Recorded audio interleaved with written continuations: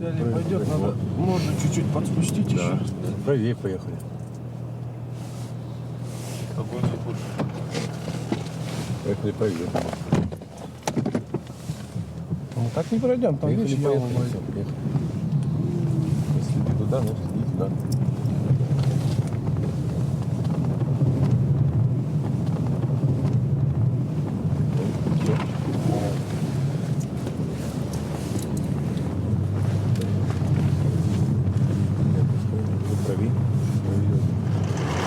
Вот так ты ходишь. Давай, давай.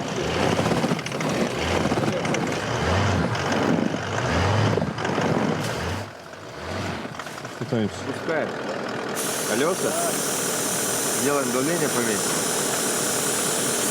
чтобы машина легче ехала по снегу. Нормально здесь. Тут нормально, а тут раз, два, три, 5 метров. Вот этот заход, выход. Инерция, да.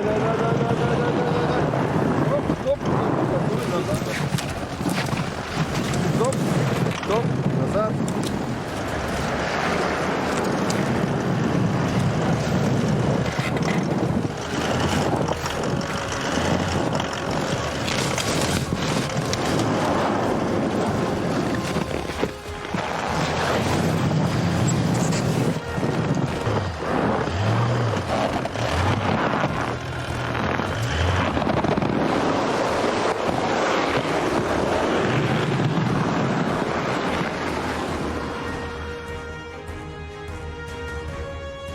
Нас вперемешку с Пухляком и Рельеф Тайсону дается очень тяжело. Тут блокировки знатно помогли бы. За этот участок до Камчатки мы накопали столько, сколько не копали за последние 5 лет. И это при том, что снега в этом году мало. За несколько километров до границы уперлись в крутой подъем из ручья.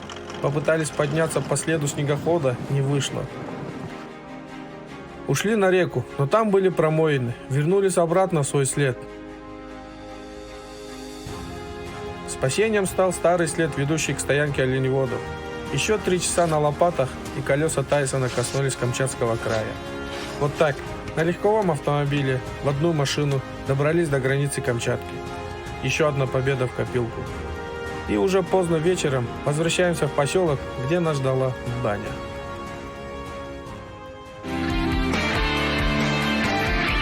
Испытано на себе. Сегодня Витек нам устроит праздник, баньку, но для этого надо нам поработать. А воду ты с речки, да, набрал? Да. Вот. Съездил на Буране, да, набрал?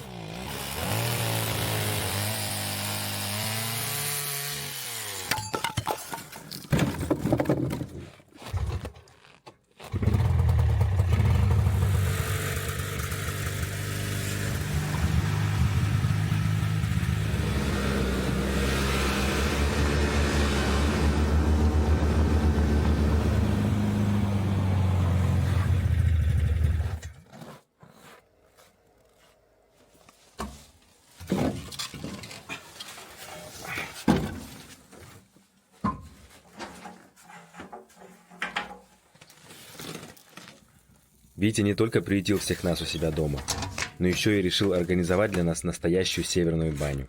И я с радостью вызвался ему помочь, ведь в таких зимних условиях это совсем непростая работа. Он коряк, ему 29 лет, хотя выглядит намного моложе. После школы-интерната отучился на механика в Магадане и даже успел там поработать. Но все же позже вернулся в свой родной поселок и сейчас работает в бригаде оленеводов. Ну а мы, конечно, очень благодарны ему за такое гостеприимство и заботу. Вы даже не представляете, какое это счастье после долгого морозного дня оказаться в горячей бане посреди тундры, на самом краю севера. Вот, сделали для экспедиции баню. Они приедут, умоются и завтра свежие телом поедут обратно к себе. Я только напилил, сейчас затащил. Тут был тяжелый подъем, и там еще такая у вас речка есть такая, и вот на нее там тоже так тяжело. Вот, и в итоге через на нее тут начали подниматься плохо, и по речке ушли, и там дальше поднялись. Ну что? Все нормально, все успешно. Все нормально, да. Поздравляю. Достигли границы? Достигли границы Камчатской. Камчатского края и Магаданской области в одну машину, легковую машину. Тайсон красавчик. Тайсон смог? От меня привет передал? Конечно. Как, насколько спускались, у нас давление где-то 0,2 или 0,3. А мы скажем, где будет встреча с подписчиками. Давайте мы ему подпишем. Вот. Как зовут его? Артем, вот он, а это его это сестра. Ну, она фанатка. И тоже вам привет передавала. Вы когда собираетесь ехать? Завтра? Завтра. А, это вы что думаете, сразу поедете, да? Нет, он приедет, пока выгрузит. Ему же отдыхать надо. Он же сегодня приедет. Сегодня, да, он приедет, да. А где? А я ему написал, где будет. Артем, привет. Мы тут с твоей бабушкой. Передаем тебе большой привет с твоей родины. У тебя здесь, в Верхнем Парене, очень хорошо. Угу. Мне больше нравилась мужская работа, чем женская. Но потом, когда замуж вышла, уже стала потихоньку и шкуру выделывать, и вещи шить, и детям, и пастухам, и взрослым. Всем. Многому чему старики научили. Ну, как жить, всяким обычаям, все. И как надо гостей принимать. Ой, я сейчас, наверное, разболтаюсь. Хватит Не, снимать. хорошо, А вы хорошо. не Нет, ну, давайте. мне же муж голодный будет. Вы же ненадолго.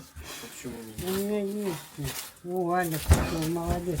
Давай рассказываем, как раньше старики аминтиновали. А вы знаете, что раньше в стадо приезжали, когда гости, да? Ну, когда коленеводы. Костям забивали оленя.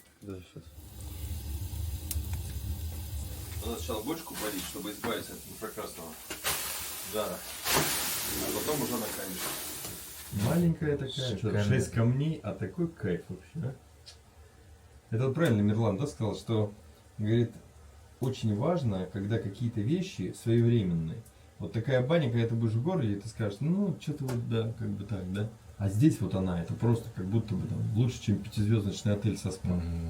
Поэтому все вот своевременно должно быть. И домик, где мы сейчас живем, крутой. Да вообще, Теплее, я вот сегодня огонь. ходил, прям удовольствие. Баня шикарная. Люди гостеприимные. Все очень хорошо. Поэтому кайф вообще. Чем дальше от Москвы, тем на самом деле лучше. Это Да. не в обиду москвичам, но на заметку. Ходить в баньку в таком удаленном поселке Магаданской области, вообще на краю света практически. Это нечто. Аж хипит вообще по рукам это все. Кайф. Настоящую корякскую оленину. Фильтр очень плохо работает. То ли электричества не хватает. Кто-то за водой должен дать.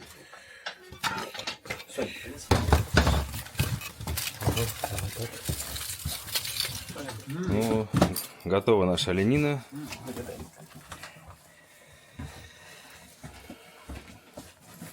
Ну, Мир, а что получается? Просто этот? Просто посолил все, да? И все. Северной сияния не хватает. Ну, редко бывает, да? Ну, это случай, когда соединяется магаданская оленина и азиатское умение ее приготовить. Очень вкусно. И удачные обстоятельства. Испытано на себе.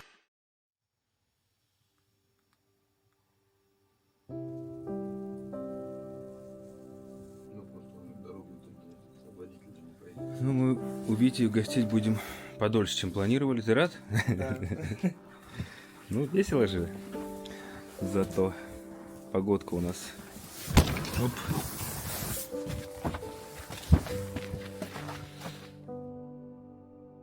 Ну а напоследок, друзья, давайте просто погуляем по поселку и пообщаемся с местными жителями. А раньше же больше у вас в поселке было Да. людей? Сколько вот в советское время? У нас все дома были полные. И чем живет вообще поселок тут? Вон заготавливают дрова, рыбалка и охота. Рыба, охота, летом растения собирают, Тут- ягоды. Вот тут рядом, вот, пустые. И вы активно тоже рыбалка, охота, все занимаетесь, да? Тут. Ну, кушать-то надо. Ну, а сколько вам лет? 54. 64. 64. Ну, еще сила есть, да? Бодрость? Есть. Ну, конечно. Дай бог, еще много будет лет. Да, есть.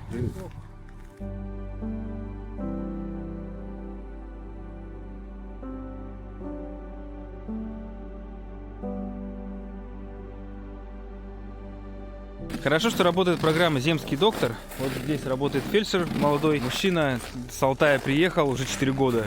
Говорит не просто, конечно же, это понятное дело здесь, и даже вот просто занять себя иногда нечем. Но, тем не менее, вот эта программа обеспечивает возможность жителям вот таких вот малонаселенных сел, поселков, иметь какую-то помощь врачебную. Это уже большое-большое преимущество для местных жителей. Школьники, Да. то есть они в школе учатся в Магадане и на лето сюда. Да, кто в Увенске учится, сюда потом на лето приезжает. И вас становится население на несколько человек больше. Да. Под 40 уже. Да, ну, дискотеки проходят каждый вечер, дети танцуют. А, да? Да.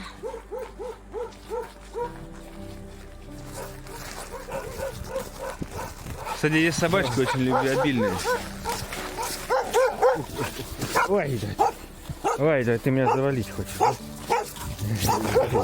В каком-то году японцев проезжали.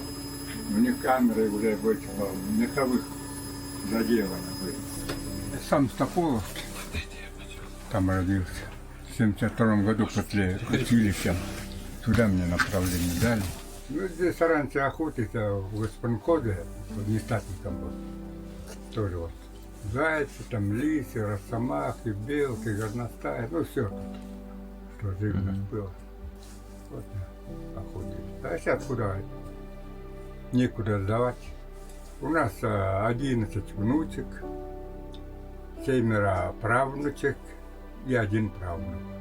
Женская команда у нас. А соседи с Камчатки к вам приезжают, не Ну, приезжают? конечно, приезжают каждый раз. Как вертолет за посылками приезжает. Мы туда ездим. И летом, и зимой. Но там хозяйка яйкина так. Инкиатима хозяйкина. Вот такая вот пляшка выходит. И вот туда вот воду заливаем. Порошок, это все. Туда все уходит. И она вот циркулирует, стирает, да? Да. Получается, и слив там выходит. Да, на улице. На улице. Ух ты. Это вы сами придумали или у вас у всех так сделано? Ну, первые вот они сделали. Земляника росла, все. Помидоры, огурцы, земляника, говорите, клубника, арбузы. Да. Обалдеть. А это тоже это, ягод, семена. Вот они подсыхают, потом весной ехать. Просто сею они. А вы сами этому научились всему? Да. Никто не учил, вот просто поняли, что это можно так делать. Ну да.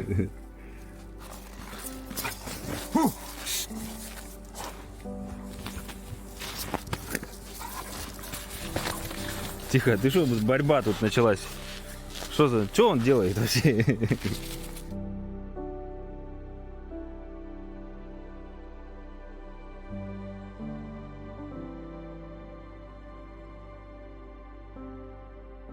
Мороженое кита, потом ее варят, жарят, собачек кормят.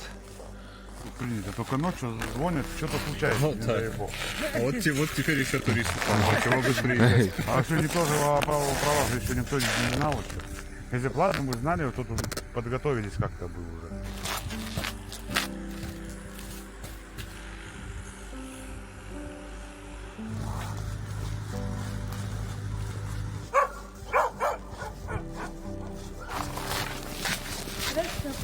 Перелязывает.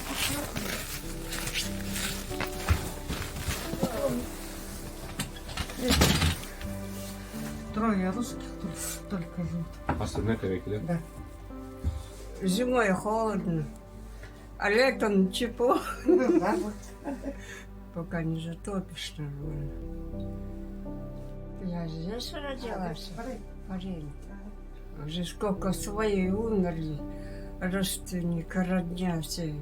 Я осталась с детьми, с внуками. Жили в бригаде, в тундре, оленей пасли, Муж Паша, я дома.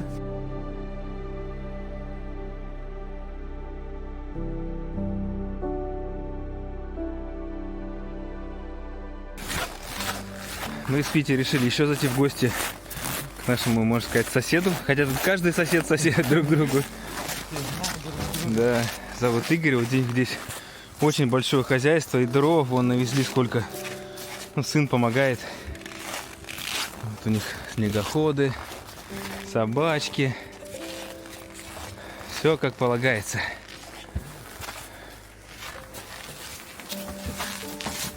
Здравствуйте. Здравствуйте. Разрешите к вам в гости зайти? Да, заходите. Меня тоже Игорь зовут. Игорь. Тезки с вами очень приятно. Это вот мама с отцом небесным, это папа. Родители ваши. Да. Мама в 14 году умерла, папа в 17. С 2000 года. Не 35, а сейчас 25, да? Да. Ну вот 25. Пошел. А откуда приехали? Мы из побережья, с Иллюстратова. Там бригада была. Вот папа там бригадиром. Вы там родились? Да, я там родился, на побережье. То есть я там оттуда. Человек моря, да, вы? Да, такой? я человек моря, да. А сюда как?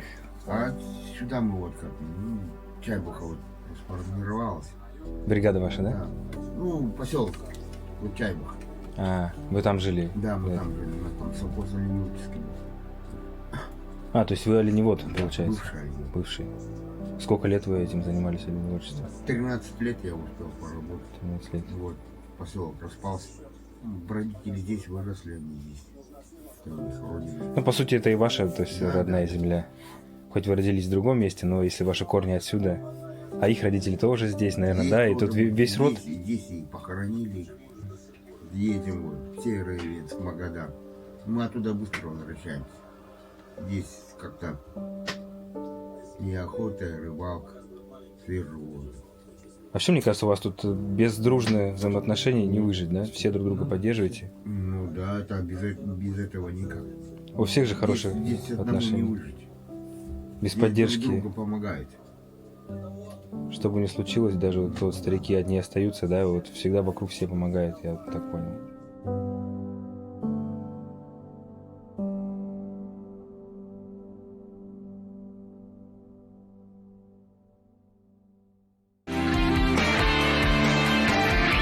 Испытано на себе.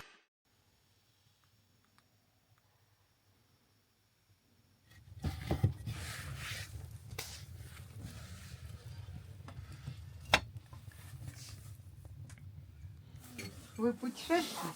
Типа того, да. Снимаем кино с тобой. С Якутии, кто еще откуда? Ярославль, с разных городов. Питер, Москва, Орел. Питер. А сейчас вы куда хотите? На Ивы? Что, принесла? Ага.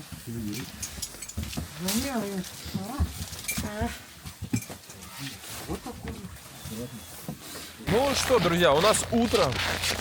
И вы видели все сами, как было. То есть сейчас мы опять еще раз открыли двигатель, машина простояла ночь. Достали щуп, опять на щупе вот эти намерзшие прям сталактиты. Сейчас мы зацепили машину за вездехода и вывозим ее на зимник сначала, а потом по зимнику до дорогам общего пользования. То, что вы приезжали к нам в гости, у нас по обычаю подарки дарите. Спасибо большое. Ага. Спасибо. Очень приятно. Людмила Афинина, Людмила Юрьевна. Вашей жене подарок. Спасибо большое. Спасибо вам огромное. Спасибо. Потом приедете Спасибо. еще раз. Счастливой дороги. Спасибо. Спасибо большое. Давайте. Давайте. Всего доброго. Спасибо большое. Благодарю тебя. Спасибо. Ты про этот помнишь?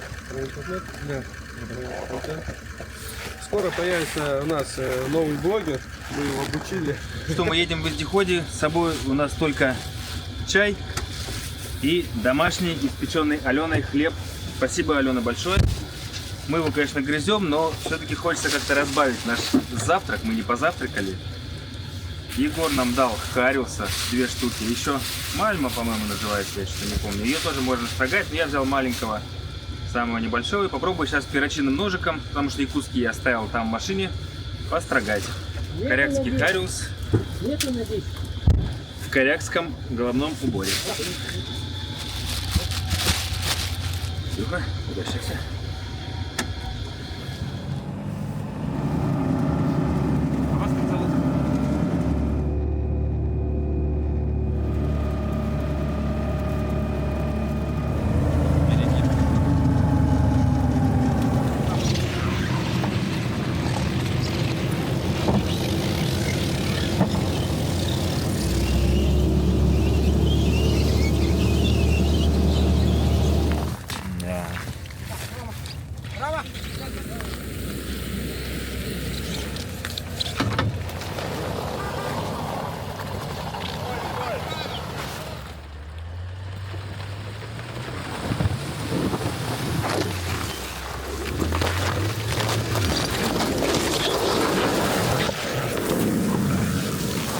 Чуть не грохнул.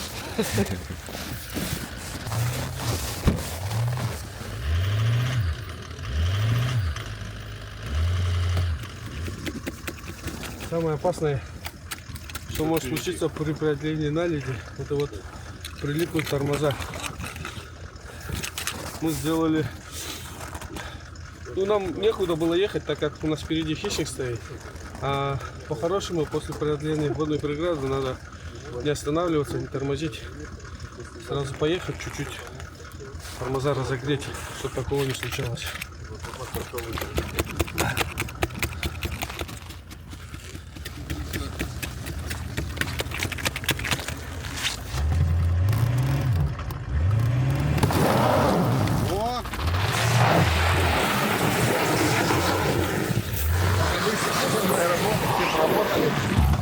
Машина опять в траве.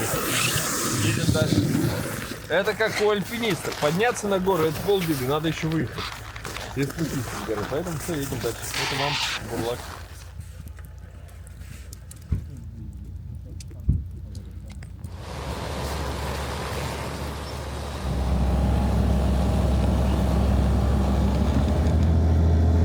Хорошо лежишь?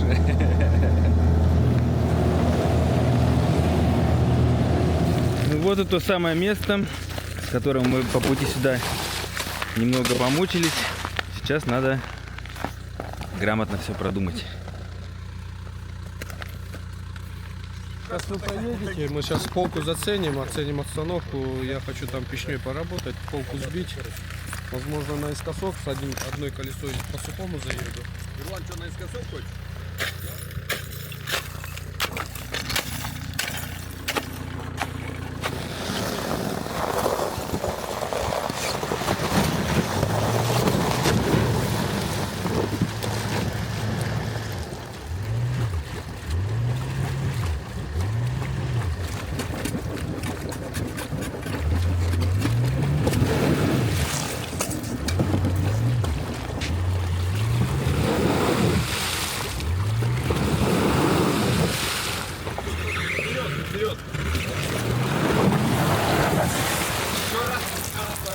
Форсирование этой коварной речки обернулось для Тайсона потерей.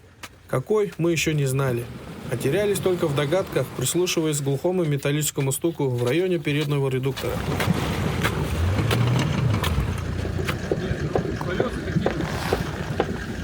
Поздравляю, теперь на стороне движимости.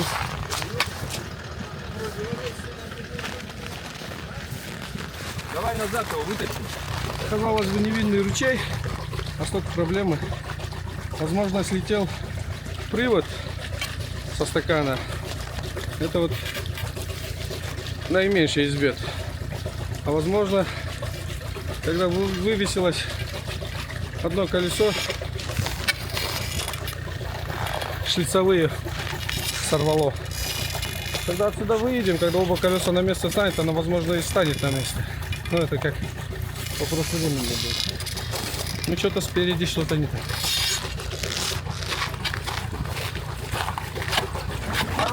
Уперся, говорю, здесь. сейчас его не зацепишь. Ну если его сейчас за фаркоп взять, он же вверх потянет. Смотри, по вот это, Берлан. Сюда. Вверх его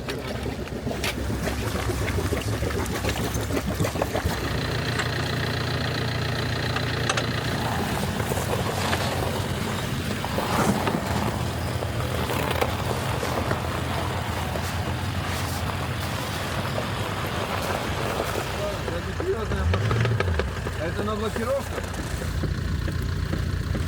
Что радует, что заблокированы в среднем дифференциале, мы поедем по ровному. Ну, на заднем приводе. Ну, еще какие-то такие участки мы прилипнем.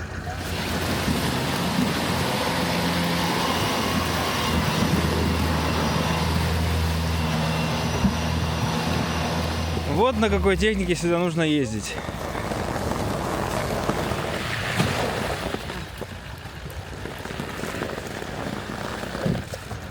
Приключения, ребята.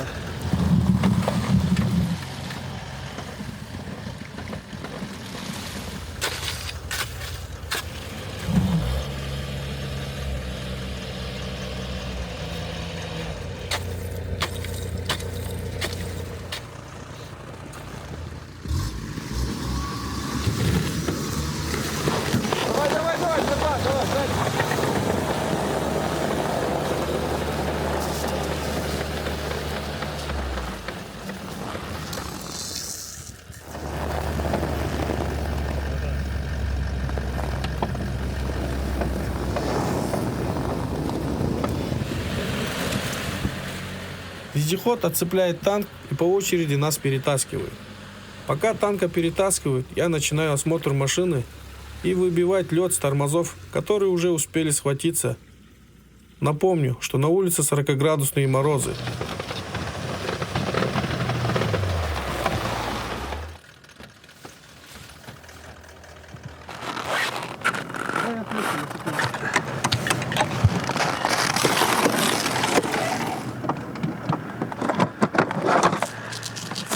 Осмотр показывает, что крестовина на переднем кардане сломалась. Крестовину оторвала. Наши догадки по поводу переднего привода оказались неверными. У нас просто срезала крестовину со стороны переднего редуктора, с переднего кардана. Мы сейчас со стороны раздатки открутим 4 болта и поедем дальше. Так как в полевых условиях такой ремонт очень тяжелый, да и запасной крестовины не было, мы принимаем решение снять передний кардан. У крузака есть центральная блокировка, и поэтому он может ехать чисто на заднем приводе. Крестовина на 200-ке мы порвали, ребята.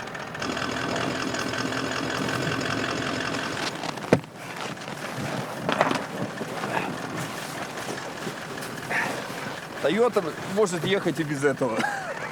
Крестовину у нас разбила на переднем кардане. Убираем его, едем дальше. Теперь машина стала моноприводной. Она из внедорожника превращается в обычную машину, и любое препятствие, которое обычно крузак даже не замечает, становится трофи-участком. Машина поехала. Toyota, животворящая, может даже вот в таком состоянии. А ведь мы проехали только треть маршрута. Впереди нас ждали снежные переметы и несколько крутых подъемов. Забегая вперед, могу сказать честно то, что столько лопатинка и буксировку за всю историю моих путешествий не было никогда.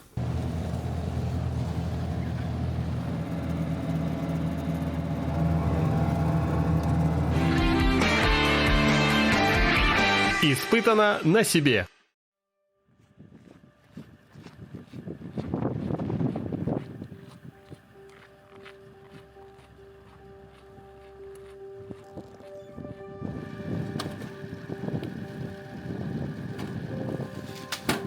Прекрасный добрый день у нас в Ивенске, солнечный день. Мы проснулись, утром в 7 приехали, чуть-чуть отдохнули. Сейчас самое главное нашлось кардан для Тайсона. И мы поедем в Омсукчан. Доехав до Ивенска только на заднем приводе, я даже не думал, что проблему с крестовинами удастся решить прямо в поселке. Но север снова удивляет. Здесь люди по-настоящему помогают. В поселке оказался всего один 200-й крузак, Его хозяин без лишних слов сказал: «Снимайте мой кардан и езжайте. Доедете, потом отправите обратно. Мой пока все равно стоит на ремонте». Такие поступки не забываются. Я вот оделся в рабочую, попытался подлезть под крузак, он очень низко находится, колеса спущенные, я просто не пролез. За домкратом поехали, получилось, с ребятами договорились, сейчас они нам снимают кардан, а в это время мы занимаемся другими делами. Как они сейчас позвонят, мы подъедем, гараж в теплом месте, в теплом гараже, мы зацепим кардан. Хорошо, что местные ребята нам очень хорошо помогают. И всегда меня удивляет север, Арктика, что во всех местах, во всех поселках местные жители очень хорошо помогают во всех экспедициях. И вообще, если копнуть историю, все экспедиции, все завоевания в Арктике, они всегда получались с помощью местных жителей, их лайфхаков, как бороться с морозом теми или иными способами. И народу севера, приезжайте сюда, куда-нибудь в арктические зоны, и на север всегда улыбаемся, благодарностью относимся к местным жителям, они всегда отзывается тем же. С крузаком разобрались. Теперь еще одна непростая задача. Эвакуация танка. Ближайший дилер находится во Владивостоке.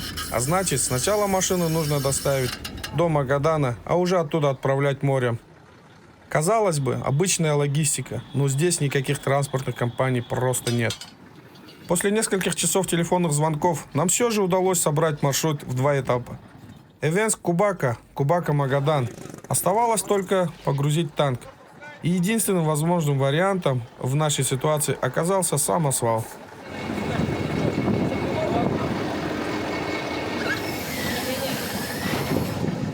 Забегая вперед, скажу, что танк благополучно доставили к дилеру во Владивосток.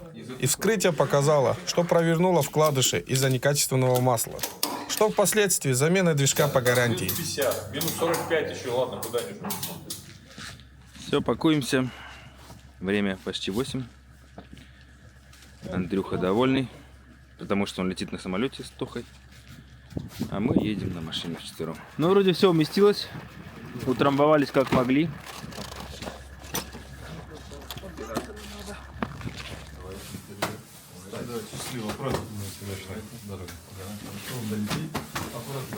Не забывайте, что у нас 2 человека улетают, потому что сейчас мы пересаживаемся на машину Мерлана, в крузак, места там нету. Можно было, конечно, плотно забиться, но мы решили, что 2 улетят самолетом, будут нас ждать в Магадане. Мы сейчас проедем, соответственно, по этому маршруту, у нас впереди еще будет несколько точек. Вот, и в Магадане все. Так все было гостеприимно, все на самом деле очень добрые, отзывчивые, хорошие, что ну как минимум хочется вернуться сюда еще раз, а как максимум осталось точно очень хорошее вот это ощущение послевкусия от хороших людей, которые живут действительно в таких далеких и суровых местах Магаданской области. А мы тем временем выехали уже 13 километров от Эвенска. Нам доброго пути, выехали в ночь, хорошей дороги. И держим путь на Магадан, в столицу Колымы.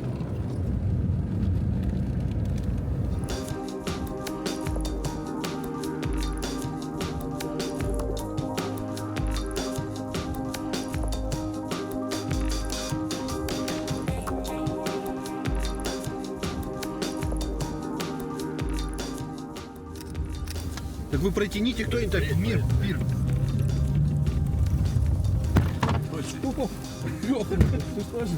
Здорово. Встретили ребят, которые тоже едут на мыс Дежнева. Все, посадили. В общем, не проехал. Как бы ехали, там реально у них мотыльнуло землетрясение, и в Магадане везде покололо лед просто, прям перед нами его. Ну, типа цунами был в Японии.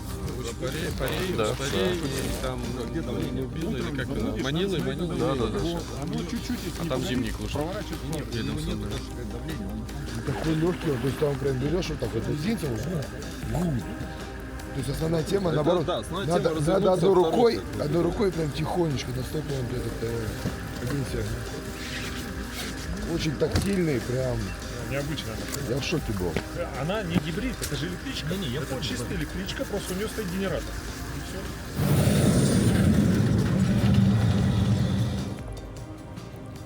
Очень интересно, по дороге ребята встретили своих друзей, которые едут на мыс Челюскина. Тоже автопутешественники натрекали вот на таком вездеходе. Но они про них рассказывали. И они поедут по нашим следам через Парень тоже, Усть-Парень и дальше туда куда-то, в ту сторону. Ну, конечно, трекл более проходимый. Это, по сути, вездеход трехосный. И вот так-то они здесь неплохо устроились. Я ездил на трекале, Сибенкюль, трясся часами.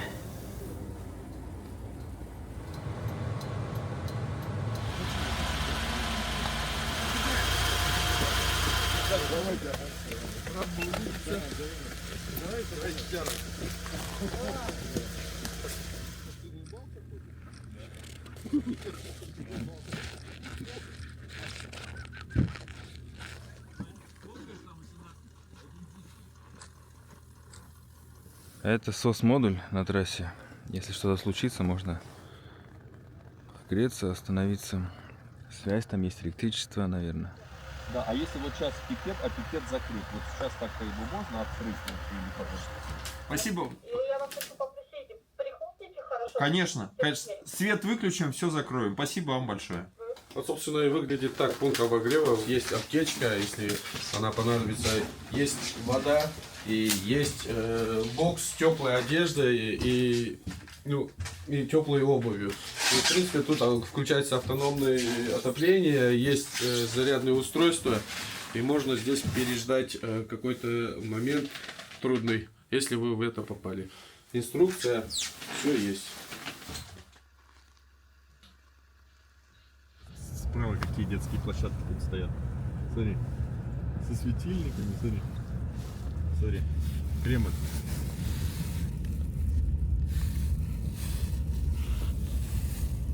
Ну что ж, мы добрались. Наконец наша конечная точка достигнута.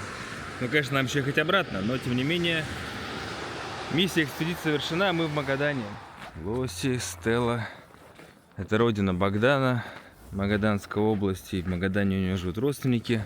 Сейчас его к ним повезем, а сами будем размещаться в доме. Я не помню, что Открывайте. Они все дома сидят, телевизор смотрят. Это я, почтальон Печкин, принес журнал. Привет. Ой, все камеры. Как же без камер? Здравствуйте. Здравствуйте. Чуть-чуть сниму. Встречу родных. Давайте пока поздоровайтесь на камеру. Да. Это вот мы встреча с Богданом у нас. Мальчикова, Целуй. Мальчик ваш? Бела, забери пару штук, там сколько-нибудь, все забирай. Да, и вот одну положи сюда, все, вот на тарелку разобрали. Привет. Ты летом к нам приедешь? Летом приедем, говорит. Приедем, все, ждем. Летом бандитов возьмем, приедем.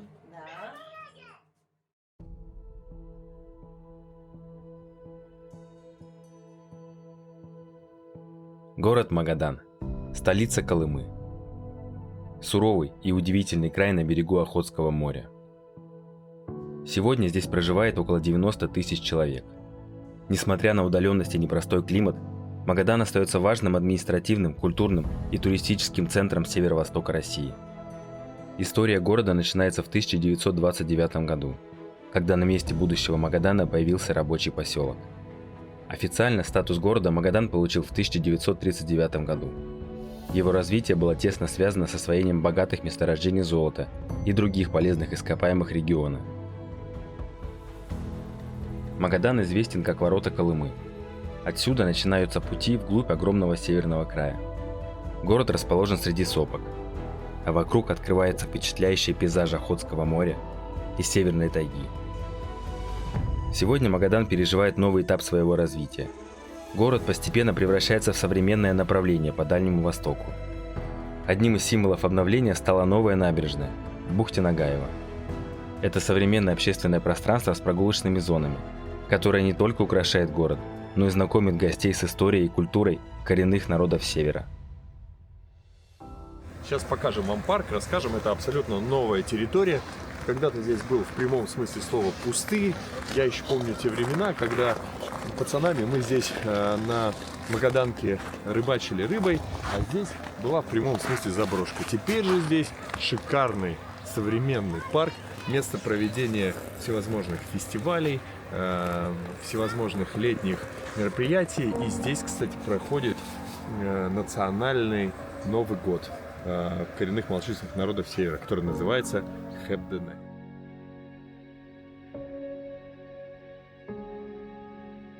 Парк наш был основан в 22 году. В декабре месяце сдали эту территорию, которая раньше была у нас заброшена. Здесь стоял бетонный завод, и из этого бетонного завода превратилось в такое прекрасное место. Название парка Дюкча, что означает на венском языке остров, либо стоянка, то есть поселение. И в данном парке у нас как раз таки вот с правой стороны у нас представлено подобие этого стойбища. Юрта, Яранга, помимо ивенов и были и чукчи, и коряки. А также у нас на территории парка есть торгово-выставочный павильон, в котором продается сувенирная продукция и также представлена выставочная продукция, то есть которую нельзя купить.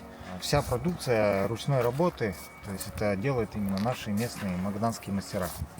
Должность у меня была прорабом строительной организации, то есть получилось так, что я отработал, построил этот парк и потом ушел уже сюда директором. Я этот парк знаю из-под земли, где какая коммуникация проходит, где какой провод лежит, какая труба, то есть в этом плане намного легче работать человеку, потому что ты это все знаешь.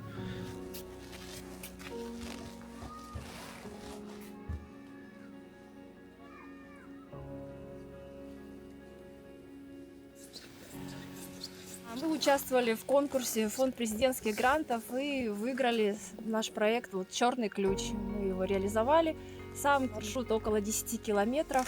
Есть видовые зоны. Также мы можем, когда идем, с одной стороны у нас видно прекрасная лесополоса, и с другой стороны у нас открывается прекрасный вид на бухту. Не любит ходить. Ну, вообще, да, мы даже пишем Предупреждение от Росохотнадзора, что ходит медведь, что было замечено, что мы не рекомендуем выходить на тропу. Что он здесь делает? Надо его переселить. Малый шок. Ой. Здравствуйте. Давайте снимать. Что снимать будем? Мы находимся в Магаданской области, поселок Снежный. Мы занимаемся охотами и рыбалками. На сегодняшний день мы лидер, наверное, по северо-востоку по количеству охотников. В основном охотники на восточно-сибирского гигантского лося, снежного барана, медведя. Ну и как попутно, так как у нас техника накапливалась, зарабатывали. Накопились у нас снегоходы.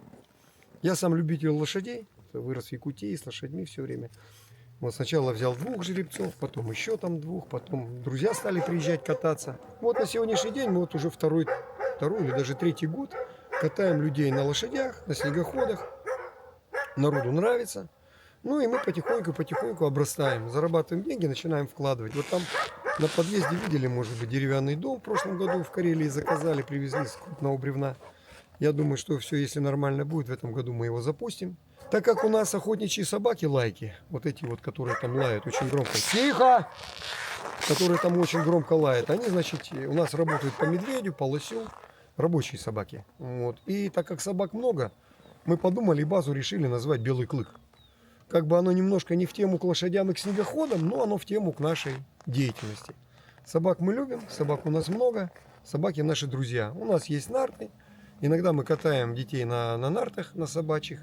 Я практически во всей Якутии вырос на Миконе, потом жил под Якутском. В Якутске учился, в Черском учился. Вот. Работал в Среднеколымске, поселок Березовка, совхоз Березовский. То есть я практически всю Якутию знаю. Мин Сахалы Каратык Билибин. По-якутски немножко говорю. Вот. Очень близка мне Якутия. Родная, так сказать, вторая родина. Здесь вот у нас огород, теплица. Вот там у нас пчелы. Ну, сейчас пчел нету, но я вам скину фотографии, скину ролик. Я думаю, таких пчел, как у нас, вы не видели. Ну и сейчас пойдем домой, чай попьем, я вас медом угощу нашим.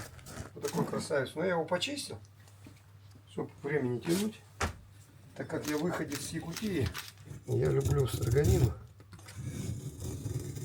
И гостей кормим строганиной. Салат делаем индигирку. Из линка, из харюза, из сига.